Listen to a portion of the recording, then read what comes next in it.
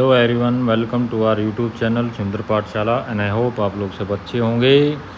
तो भाई आज ज़्यादा समय ना लेते हुए ये आपके सामने खुला हुआ है एक्सेप्टेंस फॉर्म। भाई किसके लिए? 811/24 के लिए। देखिए ये फॉर्म जो acceptance form and attestation form जो है ये लगभग सभी पोस्ट के लिए लगभग सेम ही होता है। तो आज हम इसको कैसे फिल करना है पॉइंट टू पॉइंट, इसके जितने पेज हैं उनको एक एक करके हम समझेंगे। गलती नहीं करनी है। जो भी बच्चे डीवी पर जा रहे हैं तो बिल्कुल ध्यान से भरे, क्या करना है क्या नहीं करना है, तो हर एक चीज़ इसमें जानेंगे। तो वीडियो को पूरा देखें और एक एक करके अब फटाफट चीज़ों को देखते हैं। थोड़ा सा मैं स्पीड में बोलूँगा भाई, ध्यान से सुनते जाना है, ठीक है। तो ये सबसे पहला पेज खुला हुआ है भाई, acceptance of offer of appointment to the post of drawing teacher under post code 811/24। देखिए सबसे ऊपर भाई आई मतलब यानी मैं जिसका भी जो भी कैंडिडेट है सिलेक्ट हुआ उसका नाम आएगा यहाँ पर।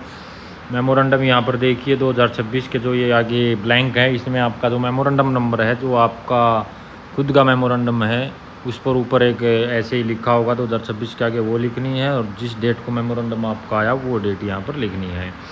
उसके बाद आपको फादर्स नेम लिखना है। कोई भी आपका देखिए लड़का है या अनमैरिड लड़की है वहाँ पर फादर नेम लिखना है, या लड़की है शादीशुदा है तो आपको हस्बैंड लिखना है। फिर डेट ऑफ बर्थ फिगर में लिखनी है, जैसे 1/1/1990। फिर वर्ड्स में लिखनी है, जैसे 1 जैन 1991, यानी जैसे आपको लिखनी है। फिर आपको 8 मार्च 2024 तक आपकी की एज कितनी थी, यानी कि उस समय तक आपकी एज कितनी थी वो यहाँ पर लिखनी, कितने साल थी, कितने महीने थे, कितने दिन थी। रिलीजन आपका लिखना है अभी किस रिलीजन से आप बिलोंग करते हो। कैटेगरी आपको यहाँ पर टिक करके आगे लिखनी है, भी आप जनरल से हो, ST OBC या AWS, वो यहाँ पर आपको लिखनी है। कास्ट आपको लिखनी है कौन सी कास्ट से हो, ठीक है। अगर आपके पास कोई OBC ST EWS सर्टिफिकेट है तो वहाँ पर देखिए आपको certificate number and date of issue आपको यहाँ पर लिखना है, किस डेट को इशू किया गया है, ठीक है। और फिर यहाँ पर इशूइंग अथॉरिटी जो आपकी है वो लिखनी है यहाँ पर। एकेडमिक प्रोफेशनल जो आपकी देखिए यहाँ पर सबसे पहले आपको 10th की डिटेल डालनी है, फिर 12th की आएगी, फिर आपकी जो जैसे BFA है, MFA है, BFA है, उसके साथ 2 साल का डिप्लोमा है, वो सारी चीज़ें यहाँ पर उन देखिए डिटेल डालनी है। सबसे पहले नेम ऑफ कोर्स डिग्री, जैसे 10th हो गया, matriculation, name of board university जैसे HBSC, नेम ऑफ इंस्टीट्यूट जिस स्कूल से आपने करी है, प्राइवेट है या गवर्नमेंट है, year of passing, percentage, duration of course यानी कि कितने साल का। तो 10th 1 साल के तो 1 साल, जैसे BFA आपके 3 किया तो 3 लिखना है, यहाँ पे 4 के 4 लिखना है। वेदर रेगुलर और डिस्टेंस तो रेगुलर हो तो आपको रेगुलर में डालना है। ऐसे ही आपको हर डिटेल आपको एजुकेशनल डालनी है।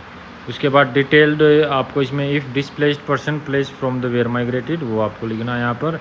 डिटेल्ड ऑफ पोस्ट हेल्प, तो ये आपका अगर आपने कोई भी नौकरी करी है तो वहाँ पर आप डालनी है।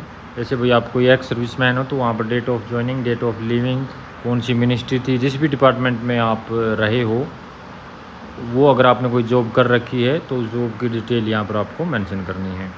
फिर आपको प्रेजेंट एड्रेस यहाँ पर या कॉरेस्पॉन्डेंट एड्रेस आपको डालना है। फिर यहाँ पर परमानेंट एड्रेस डालना है, कॉन्टैक्ट नंबर, ईमेल ID होगी आपकी, nearest school of directorate of education या DOE का जो भी स्कूल आपकी लोकेशन से नज़दीक यानी आपके घर से नियरेस्ट जो भी आपका स्कूल है उसका नाम लिखना है और उसकी ID लिखनी है, ठीक है, ताकि वे अंदाज़ा लगा सकें कि भाई आपको स्कूल कहाँ देना है, कि भाई आपके आसपास के स्कूल में वैकेंसी खाली है तो आपको वहाँ देना है, नहीं है तो उससे कितने दूर देना है, कि आपको नियरेस्ट ज़्यादा दूर ना दे पाएँ इसलिए आपसे लिखवाते हैं। फिर भाई if employed at present the date when is will relieved from, अगर आप हो तो यहाँ पर लिख दिए और ना NA लिख देना, not applicable. Any other relevant information अगर कोई हो इससे रिलेटेड तो आप लिख सकते हैं यहाँ पर। फिर डिक्लेरेशन के फॉर्म आ जाते हैं आपके, भाई देखिए यहाँ पर सिग्नेचर करना है डिक्लेरेशन का, यहाँ पर आपको signature, running head, name capital या ब्लॉक लेटर्स में, आपको डेट डालनी है जिस दिन का मेमोरेंडम हो या जिस दिन की आपकी डेट उस दिन की डाल देना। उसके बाद डिक्लेरेशन मैरिज स्टेटस आपको देखिए आई आपका नाम लिखना है, दैट आई एम अनमैरिड, इनमें से जो भी आप एप्लीकेबल हैं, जैसे मैं हूँ भाई that I am married and I have only 1 spouse living, तो यहाँ पर क्लिक करूँगा भाई और आगे सिग्नेचर डालूंगा और डेट डालूंगा भाई। उसके बाद oath of allegiance for Indian nationals, आपको नाम लिखना है यहाँ पर, सिग्नेचर करने हैं, फिर यहाँ पर नेम लिखना आपको कैपिटल में, डेट डालनी है। फिर अंडरटेकिंग का आई के बाद यानी मैं, उसके बाद फिर सन ऑफ या डॉटर ऑफ, यहाँ पर फादर का नाम या हस्बैंड का नाम लिखना है, सिग्नेचर आप नेम कैपिटल लेटर्स में, रोल नंबर लिखना है आपको, जो भी आपका ड्राइंग का roll number, exam roll number. उसके बाद अंडरटेकिंग फॉर्म ये आ जाता है, इसमें आपको फिर से अपना नाम, फादर नेम या हस्बैंड नेम, रेसिडेंस यानी कि आपका एड्रेस डालना है यहाँ पर। फिर उसके बाद आपको सिग्नेचर, नेम एंड प्लेस डालना है। फिर उसके बाद अंडरटेकिंग ओबीसी के लिए है, जो भी बच्चे ओबीसी के लिए हैं उनको केवल उनको भरना है ये नाम, father name, residence, address, signature, name, roll number, ये आपको यहाँ पर डालना है। फिर ये ईडब्ल्यूएस के लिए अगला पेज जो है भाई, खाली जो ओनली ईडब्ल्यूएस कैंडिडेट हैं उनको भरना है यहाँ पर, जैसे नाम, फादर या हस्बैंड नेम, रेसिडेंस एड्रेस। फिर उसके बाद भाई आपका एक कास्ट लिखनी है आपको, जैसे जाट है भाई वो लिखना है आपको। सिग्नेचर फिर करना है, सिग्नेचर के आगे नेम के आगे नेम लिखना, रोल नंबर के आगे रोल नंबर, डेट के आगे आपको डेट मेंशन करनी है। फिर है सेल्फ डिक्लेरेशन, जो भी ये लाइन ऊपर लिखी हुई है ये आपको इसमें लिखनी है, जो भी ये सेक्शन आपको दिखाई दे रहा है इसमें आपको ये लिखनी है, ठीक है। आपकी हैंड राइटिंग में ये लिखनी है, रनिंग हैंड में। जैसे आई नेम ऑफ कैंडिडेट लिखना है यहाँ पर, सन ऑफ यानी फादर या हस्बैंड का नेम लिखना है। फिर उसके बाद ये सारी लाइनें आपको लिख कर यहाँ तक, जैसे सर्टिफिकेट से एक्स्ट्रा से यहाँ तक लिख कर सिग्नेचर करना है। ये देखिए थंब इम्प्रेशन आपको वहीं लगवा देंगे भाई, ये जो आपको डीवी जो भी टीम आपको प्रोवाइड कराई जाएगी वहाँ के डीवी इंचार्ज द्वारा, वो यहाँ पर आपके left and right thumb impression आपको लगवा देंगे। फिर उसके बाद भाई आपका ये एम्प्लॉय इन्फॉर्मेशन, फिर एम्प्लॉय आईडी, ये आपका एक एम्प्लॉय आईडी क्रिएट करने के लिए आपका पूरी डिटेल भराई जाती है, जैसे first name, middle name, last name, date of birth आपको भरना, फादर नेम या husband name, marital status, gender male female भाई, आप किस कैटेगरी से हो, किस कास्ट से हो, किस कैटेगरी में आपका सिलेक्शन हुआ है भाई, ईडब्ल्यूएस में हुआ है या ओबीसी में हुआ है, जनरल में जोन से हुआ आपको लिखना है। फिर यहाँ पर एड्रेस मेंशन करना है। फिर नियरेस्ट आपको जो स्कूल आईडी है वो आपको यहाँ पर डालनी है, नाम डालना है पहले, फिर आईडी वाले सेक्शन में आईडी डालनी है, मोबाइल नंबर मेंशन करना है, ईमेल आईडी हो तो ईमेल आईडी भी, फिर डेट, फिर आपके सिग्नेचर। फिर ये आपका लास्ट पेज आ जाता है भाई आपका एक्सेप्टेंस फॉर्म का। यहाँ पर 4:6 का फ़ोटो, एक बड़े साइज़ का फ़ोटो आपको बनवाना है, वो यहाँ पर करना है, आपको क्रॉस साइन करना है, वहीं पर जाकर कर लेना भाई टीम के सामने। यहाँ पर भाई साइन भी वहीं पर कर लेना, अपना बस ऐसे मेंशन कर लेना, name, roll number, date, post code आपको इन्होंने खुद कर रखा है। तो ये था आपका एक्सेप्टेंस फॉर्म 1 से 11 पेज तक। उसके बाद भाई आपका अटेस्टेशन फॉर्म है, इसमें क्या भरना है आपको, इसमें बच्चे ज़्यादा कंफ्यूज रहते हैं। तो सबसे पहले तो 5x7 सेंटीमीटर का एक फ़ोटो बनवा लेना, ये पासपोर्ट साइज़ से थोड़ा सा बड़ा होता है, ये बनवा लेना 5 सेंटीमीटर बाई 7 सेंटीमीटर का, ठीक है। ये यहाँ पर अपेक्स करना है।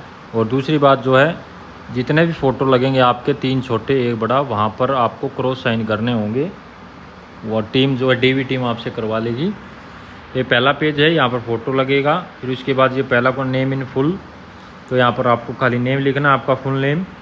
दूसरे में प्रेजेंट एड्रेस लिखना है। तीसरे में होम एड्रेस यानी आपका परमानेंट एड्रेस लिखना है। तीसरे में आपको NA नॉट एप्लीकेबल लिखना है भाई, ठीक है। ये उनके लिए जो माइग्रेटेड हुए हैं बांग्लादेश पाकिस्तान से, ठीक है। यहाँ पर NA नॉट एप्लीकेबल, यहाँ पर भी आपको नॉट एप्लीकेबल लिखना, फ्रॉम टू यहाँ कुछ नहीं भरना, नॉट एप्लीकेबल यहाँ पर लिखना है आपको।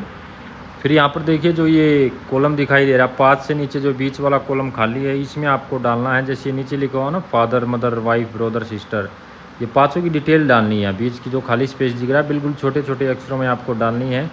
जैसे नेम वाले कॉलम में फादर का नेम, पहले तो फादर का नेम, नेशनलिटी जैसे Indian, place of birth, occupation उनका क्या करते हैं, प्रेजेंट एड्रेस, अगर आप उनकी डेथ हो चुकी है तो जब डेथ हुई तो वो कहाँ रहते थे वो एड्रेस, परमानेंट होम एड्रेस आपको यहाँ पर अभी जो रहते वो। तो ऐसे ही फिर मदर का नाम डालना है, मदर की डिटेल डालनी, फिर ऐसे ही वाइफ की डालनी है भाई, फिर ऐसे ही ब्रदर की, ऐसे ही सिस्टर की। अगर कोई भी इनमें से नहीं है, जैसे कोई ब्रदर नहीं है आपका, सिस्टर नहीं है, वाइफ नहीं, तो उसमें NA यहाँ पर आप लिख देना सभी कॉलम में, ठीक है। ऐसे तो जो बीच वाला खाली है ना, तो इनमें डालनी है आपको, बिल्कुल छोटे से लेटर्स में डालना है आपको, ताकि 5 चीज़ें अच्छे से मेंशन हो सकें। उसके बाद भैया आपका देखिए यहाँ पर भी NA डालना है, नॉट एप्लीकेबल। नेशनलिटी में आपको इंडियन डालना है। Date of birth, present age आपकी कितनी है। उसके बाद एज ऑफ मैट्रिकुलेशन यानी कि 10वीं कक्षा में आपकी एज कितनी थी, 15 साल थी, 16 साल थी, वो आपको यहाँ पर डालनी है।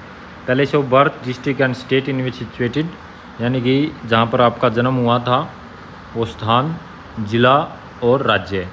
अगले में आपको district and state to which you belong, ज़िला और राज्य जहाँ से आप बिलोंग करते हो। District and state to which your father originally belong, जहाँ से आपके पिताजी बिलोंग करते हो उस ज़िले का और राज्य का आपको नाम लिखना है। योर रिलीजन वो आपको यहाँ पर डालना है। Are you member of SC/ST, answer yes और नो। और आप हैं तो यस कर दीजिए, नहीं है तो नो कर दीजिए। फिर आपको डालना है 10वें पॉइंट में education qualification showing place of education with years in schools and colleges since 15 years of age, यानी कि 15 साल से और अब तक आपने जितनी भी एजुकेशन करी है वो यहाँ पर आपको डालनी है। जैसे आपने 15 साल से 12वीं 10वीं करी हो, 12वीं करी हो, उसके बाद BFA MFA सारी डिटेल यहाँ पर डालनी है आपको। जैसे आपको यहाँ पर डालना है सबसे पहले 10th, अगर आपने 15 की एज में 10th करी तो यहाँ पर 10th डालनी है। डेट ऑफ एंटरिंग, जैसे आपने 2010 में 10th में एडमिशन लिया तो यहाँ पर 2010। डेट ऑफ लिविंग 2011 में पास हुआ तो 2011। एग्जामिनेशन पास यानी कि 10वीं को हम क्या बोलते हैं तो मैट्रिकुलेशन। तो यहाँ पर क्या डालना है आपको, स्कूल का नाम डालना है। जैसे स्कूल का कोई भी नाम हो, संस्कार सीनियर सेकेंडरी स्कूल यहाँ पर डालना है। Date of 2010, date of living 11, examination pass matriculation. फिर यहाँ पर फिर आपको स्कूल का नाम डालना है। फिर 12वीं में आपने कब एडमिशन लिया, कब आप पास हुए, कब उसको क्या कहते हैं 12वीं तो इंटरमीडिएशन, ठीक है। उसके बाद आपका यूनिवर्सिटी का नाम, BFA का जो आपने यूनिवर्सिटी करी उसका नाम लिख देना। किस साल आपने एडमिशन लिया फर्स्ट ईयर में, फाइनल कब हुई, उसको क्या बोलते हैं, तो यहाँ पर आपको लास्ट में BFA लिखना है। फिर यहाँ पर फिर आपको यूनिवर्सिटी का नाम लिखना है। फिर आपने MFA में कब एडमिशन लिया या डिप्लोमे में एडमिशन लिया वो करके आगे फिर उसको हम जो भी आपने कोर्स किया है वो एग्जामिनेशन पास्ट में लिखना। जैसे 10वीं को हम मैट्रिकुलेशन बोलते हैं, 12वीं को इंटरमीडिएट बोलते हैं, जैसे हम बैचलर इन फाइनेंस BFA बोलते हैं, MFA बोलते हैं, ऐसे ही डिप्लोमा जो भी हो यहाँ पर लिखना है वो, ठीक है। तो वो डिटेल आपको यहाँ पर मेंशन करनी है।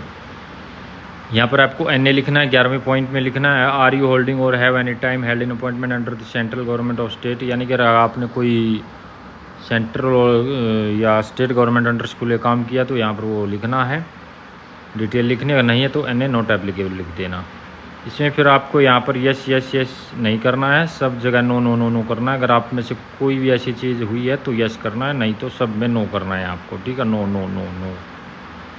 फिर name of two responsible person of your locality और two reference to whom you are know, यानी जिसके लिए आप जानकार हो, जो आपको जानते हो, दो उन व्यक्तियों के लोकल आदमियों के नाम यहाँ पर लिखने हैं। नाम लिख लेना, उनका एड्रेस लिख लेना, फ़ोन नंबर लिख लेना। खाली नाम लिखोगे तो वहाँ पर जाकर आपसे वे एड्रेस भी भरवाएंगे और फ़ोन नंबर भी लिखवाएंगे उनका। तो नाम, एड्रेस और सबसे नीचे फ़ोन नंबर उनका मेंशन कर लेना भाई, ठीक है। फिर यहाँ पर आपको signature of candidate, place, date यहाँ पर लिखनी है। और देखिए ये जो आपका पेज है, ये जो आपका आइडेंटिटी सर्टिफिकेट है, ये आप गजेटेड ऑफिसर से साइन करा सकते हैं। गजेटेड ऑफिसर कोई भी हो सकता है भाई, सेंट्रल या स्टेट गवर्नमेंट का। मेंबर ऑफ पार्लियामेंट भी हो सकता है, MLA भी हो सकता है, सब डिविजनल मजिस्ट्रेट यानी SDM भी हो सकता है, तहसीलदार हो सकता है, नायब तहसीलदार हो सकता है, principal, head master, post masters के जो यानी कि उनकी हेड पोस्ट मास्टर की जो होती है वो हो सकता है, ब्लॉक डेवलपमेंट यानी BDO हो सकता है, पंचायत इंस्पेक्टर हो सकता है, यानी कोई भी जैसे आपका सरकारी स्कूल का हो गांव में, शहर में प्रिंसिपल, उनसे लगवा लेना, या और कोई आस पड़ोस में जो गजेटेड पोस्ट पे हो उससे आप यहाँ पर साइन करवा सकते हैं। और इसमें देखना यहाँ पर certified that I have known Shri Shrimati Kumar आपका नाम आएगा, सन डॉटर ऑफ आपके फादर या पति का नाम आएगा। फोर लास्ट आप कितने साल कितने महीने से जानते हैं, तो कम से कम यहाँ पर आपको 3 साल भरवाना है। 3 साल से ऊपर आप 4 भरवा सकते हैं, 4 जितने साल से आपको जानते हैं, ठीक है। उसके बाद उनकी स्टैंप लगेगी, साइन होगा, डेट मेंशन होगी, प्लेस डेट यहाँ पर आप पेंट करना। नीचे वाला जो है ये ऑफिस द्वारा फिल किया जाएगा। तो ये था आपका acceptance and attestation form, point two point आपको बता दिया, कोई गलती नहीं करनी है। इसके अलावा आपको क्या है, जितनी भी आपकी एजुकेशनल क्वालिफ़िकेशन, आपकी ID वगैरह जितनी भी आप प्रिंट करवा के कॉपी फ़ोटो स्टेट लेके जाओगे, उन सब को आपने सेल्फ अटेस्टेड करना है। आपका चाहे एडमिट कार्ड हो, चाहे आधार कार्ड हो, चाहे आपका एप्लीकेशन फॉर्म जो आप प्रिंट करके ले जाओगे वो हो, चाहे 10वीं 12वीं आपकी जितनी भी क्वालिफ़िकेशंस की आप कॉपी लगाओगे वहाँ पर, वो सब आपको सेल्फ अटेस्टेड करनी है। बाकी एक और फॉर्म है जो वहाँ पर आपसे भरवाएंगे, वो वहाँ पर ही भरवाएंगे, DV टीम आपको देगी, आराम से बैठा के आपसे भरवाएगी, नो डाउट। DV बिल्कुल आराम से होगी, पैनिक होने की आवश्यकता नहीं है, घबराना नहीं है। ये ज़रूर है, प्राइवेट वाले को हर कैंडिडेट को डेफिशिएंसी मिल रही है, वो भी कोई घबराने का इशू नहीं है, वो खाली आपसे वेरिफिकेशन का टाइम मांग रहे हैं। वेरिफिकेशन करवाएंगे यूनिवर्सिटी से। जैसे ही आपकी वेरिफिकेशन होकर आ जाएगी, आपकी जो है डेफिशिएंसी वो हट जाएगी और आपको मेडिकल इशू कर दिया जाएगा। ठीक है, तो आज के लिए इतना ही, मिलते हैं अगली वीडियो में। जब तक के लिए सभी भाइयों को मेरी तरफ से नमस्कार।